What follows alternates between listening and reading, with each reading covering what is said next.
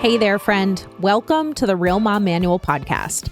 This show is for moms who love their full lives, but are carrying a lot and are done with that unnecessary chaos, making it harder than it already is. I'm Michelle, mom of 3, including 1 with Down syndrome. And around here, we focus on systems, rhythms, and special needs support. Not perfect, not effortless, just making life simpler to manage. Less friction, that is the goal.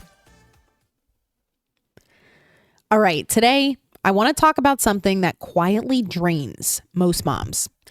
It's not discipline. It's not patience. It's not willpower. And it's not even consistency. It's friction.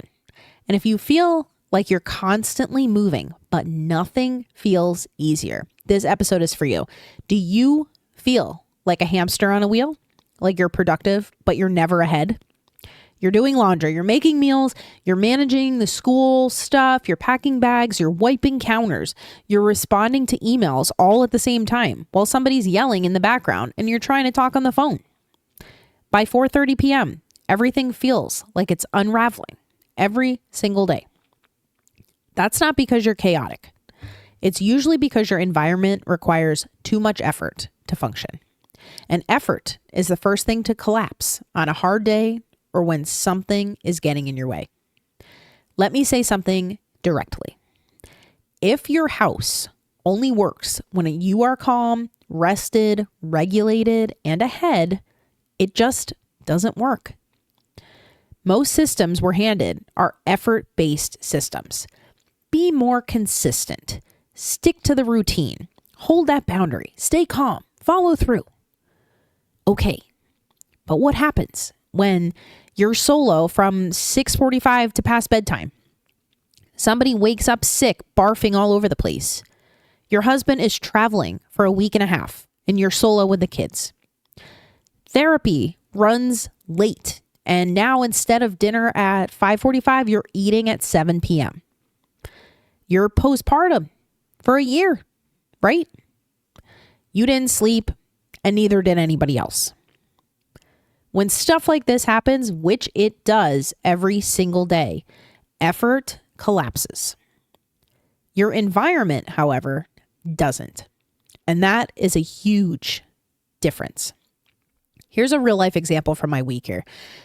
Something I was thinking about, which really got me wanting to talk about all of this in this episode. I'm serving lunch to my kids and plates are going out. I have moved the plates from a less convenient place to a cabinet that is close to the table. So I'm like, okay, that's working out for us. Great. Water, everybody's got their water cups. Okay. Someone needs a fork. We're getting it. It's right near the table. It's not too far. Someone else dropped their stuff. They're picking it up. Okay, fine. And then I realized I forgot fruit and something else on the side. Now I'm walking back across the kitchen. Then I remember I need a snack for my daughter later.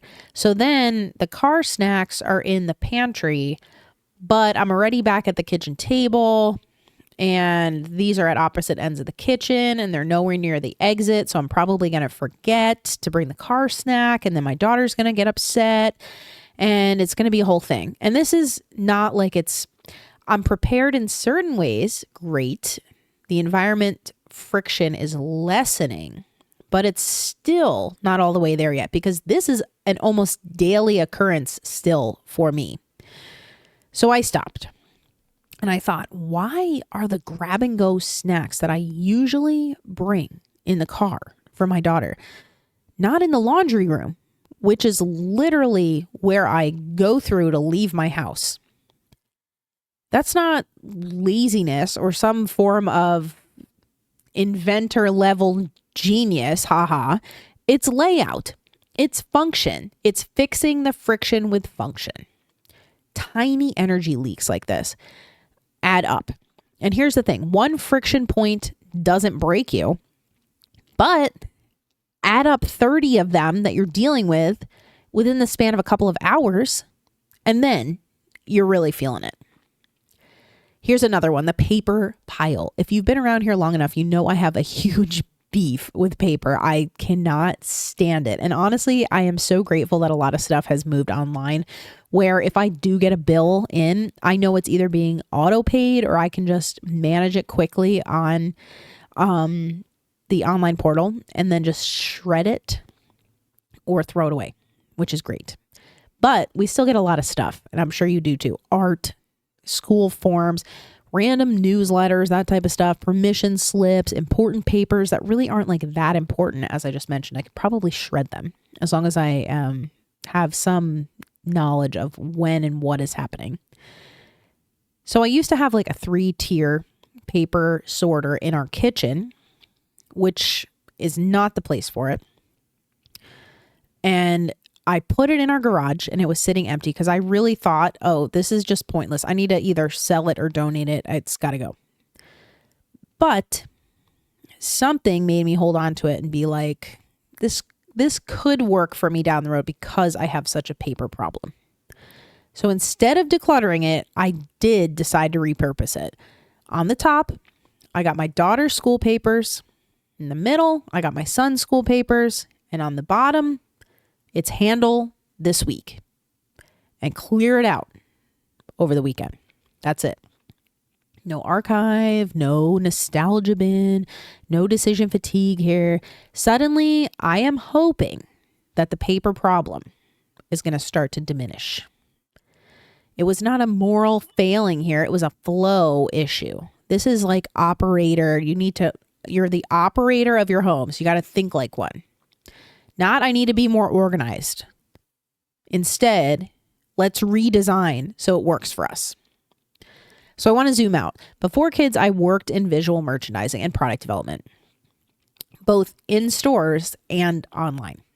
So my job was to design environments that guided behavior, whether that was a retail, stores, visual merchandising, or user experience online.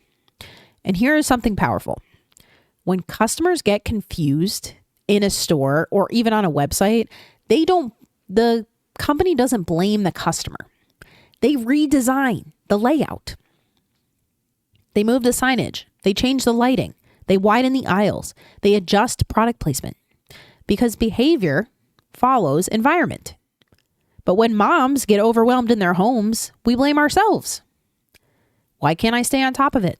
Why can't I keep it tidy? Why can't I be more consistent? What if the layout is wrong? What if the design is just asking too much of you? Your house is not decor. It's an operating system, and operating systems are designed for load. So if something requires you to remember it, enforce it, explain it, re-explain it, regulate through it, all of that every single time, that is not a system. It's effort. And effort runs out. Motivation runs out. And here's where I want you to really pause. Where do you walk back and forth consistently? Where do you repeat yourself daily? Where do your transitions start to unravel and fall apart? Where do you say, why is this always like this and it drives me nuts? That is your map of friction. Some examples. Socks in bedrooms, not by the door, but you put them on every day by the door. Lunch stuff stored on one end of the kitchen when you grab your snacks and pack from the other end. Pajamas upstairs, mornings downstairs, or vice versa, whatever. We have a ranch, so our house is one story, and I've actually primarily lived in a ranch my whole life. So while I would have loved stairs as a kid, can't say I really want any stairs as an adult.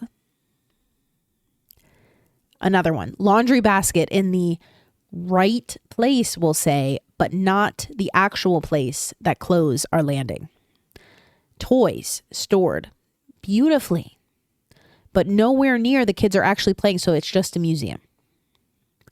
You're not chaotic. You're just, you're trying and you're navigating inefficiencies here that we are going to work on. We're not decluttering a drawer today. We're not color coding bins. We are not buying organizers. Here is the shift. You need to just design your environment for your worst day, not your best one, your worst one, and ask yourself, if I was tired, sick, solo, overstimulated, running late, what is going to break first? That is the redesign target. Not everything, just that. Some examples. If you do have a 2-story house, duplicate your toothbrushes. Put one downstairs and one upstairs. Put a hamper where clothes actually pile up, not where you think it should go. Do you have car pickup, chaos, snacks? Maybe living close to your exit. One slot for those mounds of school papers that inevitably come home. Shoes, where feet need them, and not across the house in a closet. If you're fighting in the morning with your kids, which I do anyway, especially my daughter. Lately, I've been literally, I go in, I give her a little gentle, hey, good morning, love you. And then I pick up her body and I say, up, bathroom. You know why? Because kids' brains can do more with less, which, hey, is what I'm talking about when it comes to our environment anyway, right? But guess what? It's actually been working. She gets up with less friction, so it's good. If you're having these morning fights, though, clothes stored where the dressing happens. So again, I've mentioned this before, but for my middle son, that's in our bathroom. His pajamas are in the bathroom. My daughter's pajamas are in the bathroom. Her clothes are in her closet, but she also has a bathroom in her room. So it's not that far away from each other. There's a backpack zone by the door. And there's no decorative friction that would get in the way of actually being efficient, taking care of a morning by doing what you got to do and getting out the door. Here's the key. It does not need to be pretty first. That was a hard lesson for me to learn. Function first, flow first, then aesthetics. I had to unlearn that aesthetics were the priority so much because my training was aesthetics first. But motherhood does not reward pretty systems. It rewards durable ones. So this is where the environment becomes non-negotiable. When you are parenting a child with special needs, you do not get to rely on effort. You can't just supervise better, especially if you have other children. You design out risk. In our house, in my son's room, we've removed the sliding closet doors because they were starting to get pulled on, and that would be a safety risk. Furniture, aside from his twin bed, is removed, even bolted pieces, because he was climbing on them and jumping off of them. So, again, a safety risk that just didn't need to be there. We lowered the mattress so that it wasn't super high, so he could not jump off and hurt himself. Clothes moved into the bathroom, as I mentioned, because that is where pottying and changing happens. And we don't really necessarily have the storage in his bedroom. And even if we did, a lot of the times when I would put it away, it would get pulled out again and used as a toy. So that it just made sense to take that out as well and put it where we were actually getting dressed, in the bathroom. My kid.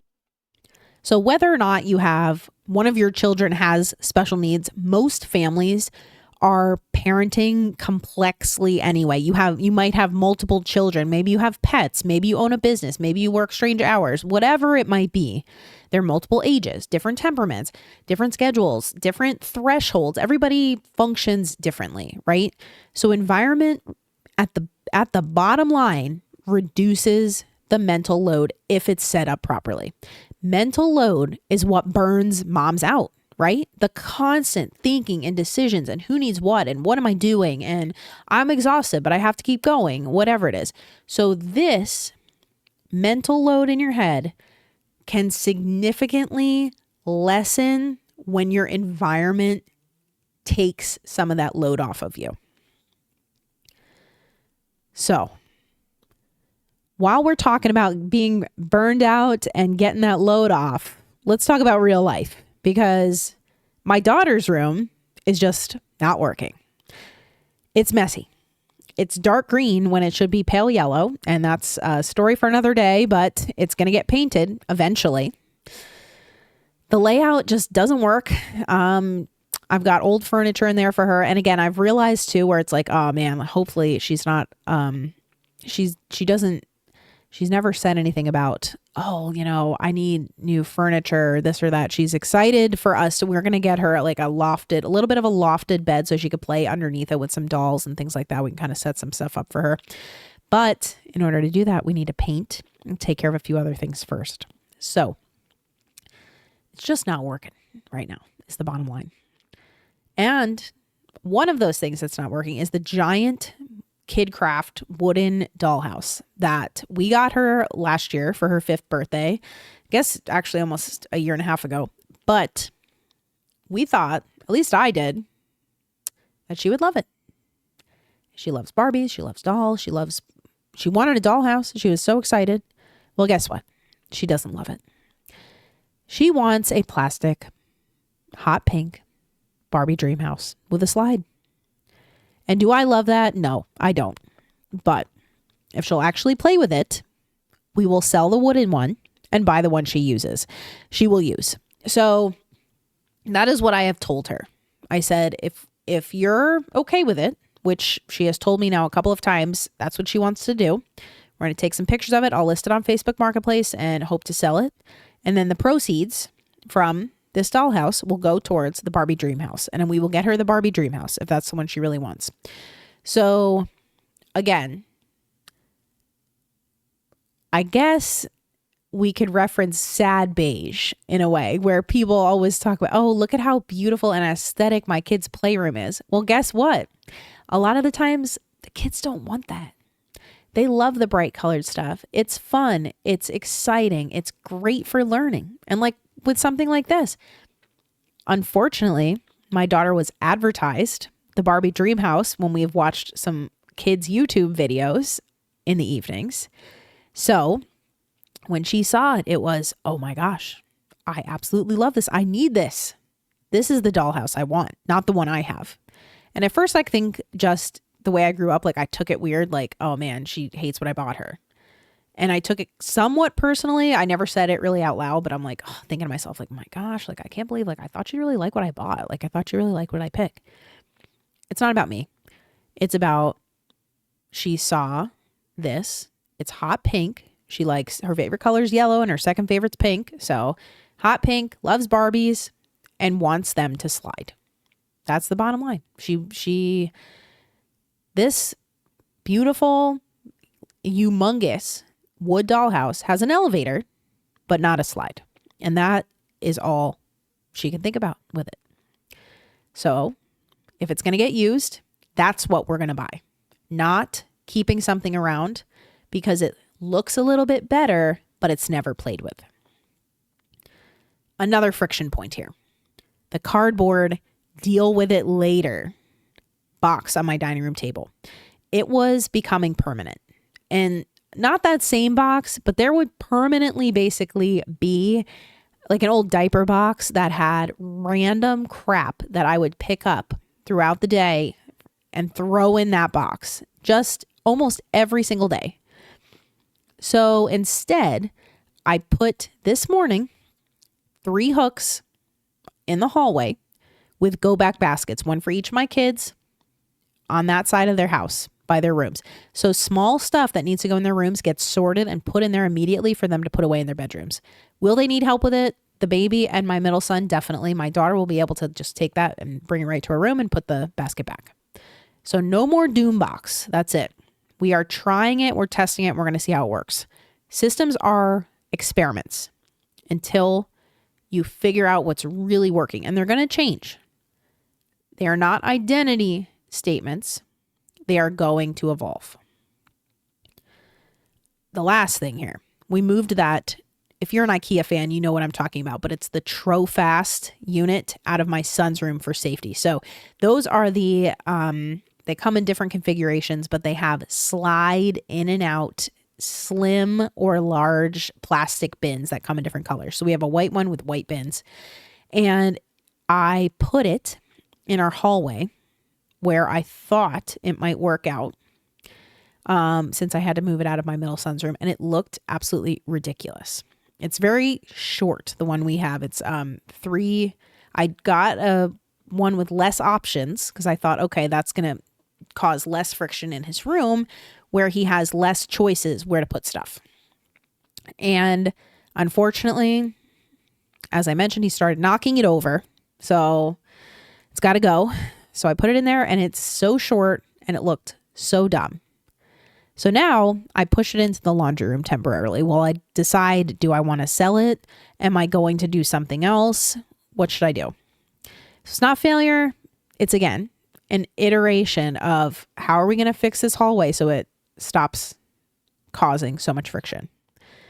Now, a new thought I had over the weekend was switching bedrooms entirely between my middle son and the baby, because the baby's room, which used to be my daughter's room, we were like playing like bedroom musical chairs, has built-ins that my dad put in that room. So it has a window seat, and it has some square, I don't even know what you call them, holes basically to put like those big square bins in if you wanted. So that might really benefit my middle son because it would be less loose furniture, a safer layout, kind of a better flow all around. And I'm trying to think ahead about it, right? Not react later when I am stressed and it's taking more furniture out and it's not working. I'm really trying to think ahead. And what else is happening in real life here? On a personal note, I wrapped nursing a couple days ago, which feels totally surreal. I cannot believe I've said this before now, but I can't believe I went over 13 months. And I hear the baby just waking up right now, but it's totally weird. Feels like another kind of environmental shift in a way. And I'm looking in my cabinet that had all of my nursing and pumping supplies and all that stuff, and thinking to myself, oh, well, now I could start to kind of move this out of here. Seasons change, and your systems have to really change with them. So just remember, you're not behind. You're likely operating inside very fragile systems. Strong women burn out inside layouts that demand too much effort. Redesign the friction. Reduce that micro stress. Design for the interruption. Design for when you're tired. Your house should be the one that's absorbing the friction, not creating it. Environment over effort is the shift here. Last little thing for you today is going to be 10 minutes to the table. So this is anything that takes 10 minutes or less to prep, although it might take a little bit longer to cook. So we're going to do a New Jersey classic here. Sausage peppers, which is really sausage, peppers, and onions. But if you're a New Jersey Italian, it's usually just sausage and peppers. So it's Italian sausage, right? This is the easy way, I think, to do it. Throw your preference of sausage, hot, sweet, combo, whatever, in a glass baking dish. Throw a little olive oil on the bottom.